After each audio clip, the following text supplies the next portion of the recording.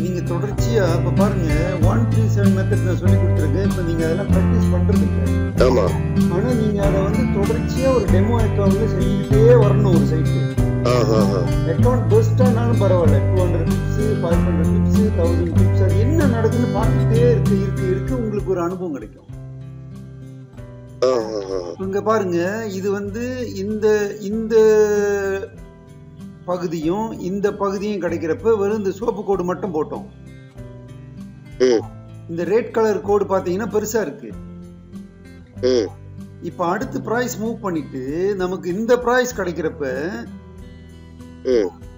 நம்மளுடைய கோடு வந்து இப்படி மேல போனது வந்து இப்படி 3 கோடு நமக்கு கிடைச்சிருச்சு. 3 பாயிண்ட் கிடைச்சிருக்கு. ஆமா, கிடைச்சோன்னே நம்ம என்ன பண்ணிட்டோம், இந்த கோடை வந்து பச்சை கலர்ல நம்ம அது வேற மாதிரி இருக்கிறத காட்டியிருக்கோம் பாருங்க. Okay okay. அப்ப நம்ம வந்து இந்த 1வது பாயிண்டையும் இதை விட்டுறக்கூடாது, இந்த பாயிண்ட் ஜாயின் பண்ணணும். இது ஜாயின் பண்றப்ப இது வந்து கொஞ்சம் இல்லாம தான் போகும், இது வந்து கொஞ்சம் மேல தான் போகும். இதை பத்தி கவலைப்படக்கூடாது. ஓகே. அப்ப நம்ம என்ன பண்ணோம்னா, இந்த கோடு ஏன் நம்ம போடுறோம்னா அடுத்து 4வது பாயிண்ட் எங்க வரும்னு ஒரு தோராயமா கண்டுபிடிக்கிறதுக்கு இந்த கோடை நம்ம வந்து உண்மையிலேயே நீட்டா போடணும்.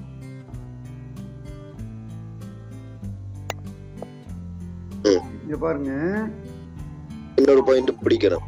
4வது பாயிண்ட் எங்கன்னு கணிக்கிறதுக்கு தான் நம்ம என்ன பண்றோம், இந்த கோடை இங்க வரைக்கும் போட்டுட்டு இதை அப்படியே நேர் பண்ணுவோம். எழுத்துக்கிட்டு வர வேண்டிய 4வது பாயிண்ட் இங்க வரும் அப்படின்னு நம்ம வந்து எண்ணத்துல அப்படி போடுவோம்.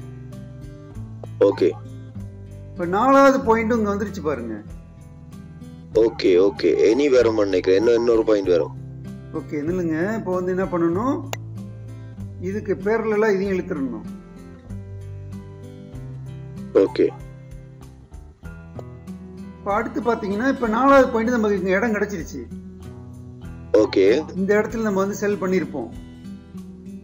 ஆமா. இது D1ல பாக்குறப்ப என்னமோ சிறுசு மாதிரி தெரியுது, ஆனா நிறைய பாயிண்ட் வருங்க. நான் இது ரொம்ப இப்போ ஒரு கொஞ்சம் இது கரன்சி 2-3 கரன்சி பார்த்தா 17,000 பிப்ஸ் மட்டும் வந்திருக்கு.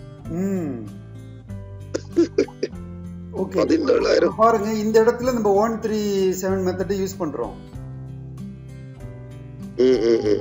அடுத்து நம்ம 4வது பாயிண்ட பார்த்துட்டு 5வது பாயிண்ட்டுக்கு இந்த கோடை நம்ம வந்து நீட்டா போடுறோம். ஓகே. இதுல இருந்து நம்ம அதாவது நம்ம 5வது கோடு போடுறப்ப நீங்க பாத்தீங்கன்னா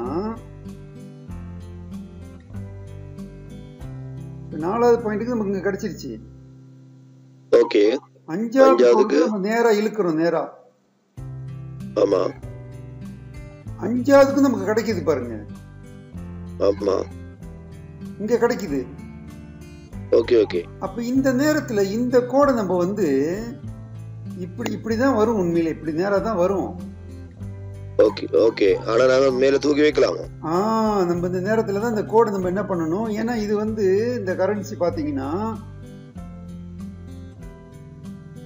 இதே லெவல்ல ஓடிக்கிட்டு இருக்கு. ஆமா ஆமா, இப்போ இதே லெவல்ல ஓடிட்டு இருக்கு. அப்ப அதனால நம்ம என்ன பண்ணணும், இன்னொரு எக்ஸ்ட்ரா ஒரு கோடை போட்டு ஓகே இதுக்கு பேரலா. Okay okay. இது என்னத்துக்குன்னா அப்படி காட்டுறதுக்கு இந்த ரேஞ்சுக்குள்ள தான் இது ஓடுது, நம்மளுடைய ப்ராஃபிட் டேக்கிங் இதுக்குள்ள தான் எடுக்கணும்னு ஞாபகப்படுத்துறதுக்கு இந்த கோடு. சரி சரி சரி. Okay okay okay. 3வது ஒரு கோடு, அது வேற கலர்ல காட்டுறோம் பாருங்க.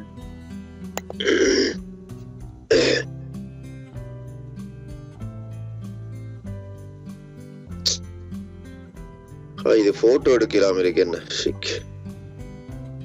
இல்ல, நான் யூடியூப்ல ஏத்திடுறேன், இது முக்கியமான விஷயம்.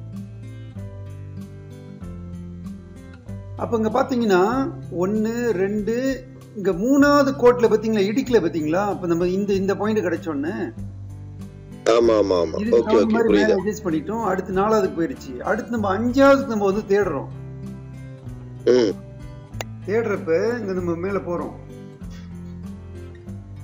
5வது நமக்கு கிடைக்கல. ஆமா, கிடைக்காது. ஏன்னா அதுக்குள்ளே கீழே விழுந்துருச்சு. ஆமா, கீழே விழுந்து ட்ரெண்ட் வந்து மாறிடுச்சு. அப் ட்ரெண்ட் வந்து டவுன் ட்ரெண்ட் ஆயிடுச்சு. அப்ப எப்ப வந்து இந்த கோடை தாண்டி வருதோ நம்ம உஷாராயிரணும்.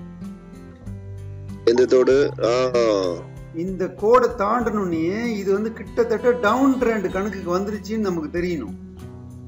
ஓ ஓகே ஓகே அதை தாண்டினோம்னா நீ சேல் பண்ண முடியும். நம்ம வந்து செல்லும் டக்குன்னு பண்ணிடக்கூடாது. செல்லுக்கு நம்ம மெத்தட் என்ன யூஸ் பண்ணோம்னா இதுக்கு ஒரு ஐஎஸ் பாயிண்ட் எடுக்கணும். ஐஎஸ் பாயிண்ட் மேல இருக்கிற பாயிண்ட் அடுத்து லோவஸ்ட் பாயிண்ட். ஓகே ஓகே இப்படி கோடு போடுறோம். எப்ப நமக்கு அந்த லோவஸ்ட் பாயிண்ட் கிடைக்குதோ அப்பதான் நம்ம ட்ரேட்ல இறங்க முடியும்.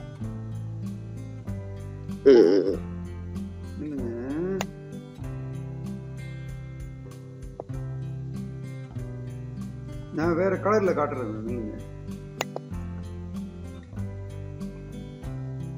இப்ப நமக்கு இந்த 2 பாயிண்ட் இப்ப கிடைச்சிருச்சு. இங்க 2 பாயிண்ட் கிடைச்ச மாதிரி இப்ப இங்க மேலையும் கீழையும் கிடைச்சிருக்கு பாயிண்ட். ஓகே. அப்ப இதுக்கு நம்ம பேரலலா லைன் வந்து இப்படி போடுவோம். என்ன அடுத்த கோடு கீழே. Okay okay. இப்படி தான் போடுவோம்.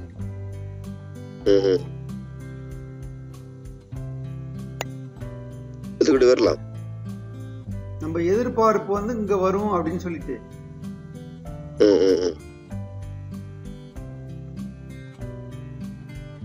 அப்ப பாத்தீங்கன்னா இந்த இடத்தை உடைச்சு கீழே வந்துருச்சு. ஓகே. இந்த லைனை உடைச்சு வந்துருச்சு. ட்ரெண்ட் மாறி போச்சு.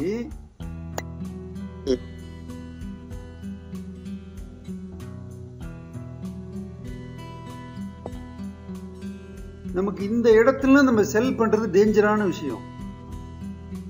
ஆமா ஆமா இதுகள்ல டேஞ்சர். ஆமா ஆமா. இப்ப கீழே விழுந்துருச்சு. இப்ப இந்த இடத்துல நம்ம பயன்படுத்தலாம் செல் பண்றதுக்கு. என்னங்க சார்? இந்த இடம் பாருங்க, அந்த கோடு இடிக்குது பாருங்க. ஓகே. இங்க பாருங்க, இந்த இங்க பாருங்க, 1வது பாயிண்ட் 2வது பாயிண்ட் முடிஞ்சோன்னா 3வது இங்க ஒரு பாயிண்ட் கிடைக்குது இல்ல. Okay okay. இந்த பாயிண்ட்ல நம்ம செல் பண்ணலாம். செல் பண்றதுக்குள்ள பாயிண்ட் அது.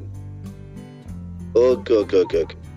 ஆனா நம்மளோட இந்த ட்ரெண்ட் லைன் இந்த மாதிரி ஏறுதுன்னு வச்சுக்கோமே, இதுல வந்து வொர்க் அவுட் ஆகாது. இங்க பாருங்க, இது டக்குன்னு ஏறிட்டு டக்குன்னு இப்படி ஏறுது இல்ல. இதுல நம்ம வந்து முடியாது. அதாவது இந்த மெத்தட் வந்து இந்த ட்ரெண்ட் வந்து ஒரு ஸ்டாண்டர்டா அப்படியே அழகா மெல்ல மெல்ல இப்படி ஏறணும். ஒரு வடிவம் இருக்கணும் இதுல. அதுக்கு தான் இது சரி வரும். அந்த மாதிரியான கரன்சியா தேடி நம்ம ட்ரேட் பண்ணணும். Okay okay okay okay. இந்த மாதிரி இடத்துல நீங்க மாட்டிட்டீங்க, இந்த மாதிரி இடத்துல நீங்க மாட்டிட்டீங்கன்னு வச்சுக்கோமே. ஓகே. அதுக்கும் மெத்தட் இருக்கு. அது எட்ஜிங்னு சொல்றது. அது எட்ஜிங்ன்றது வந்து நீங்க தனியா பழகணும்.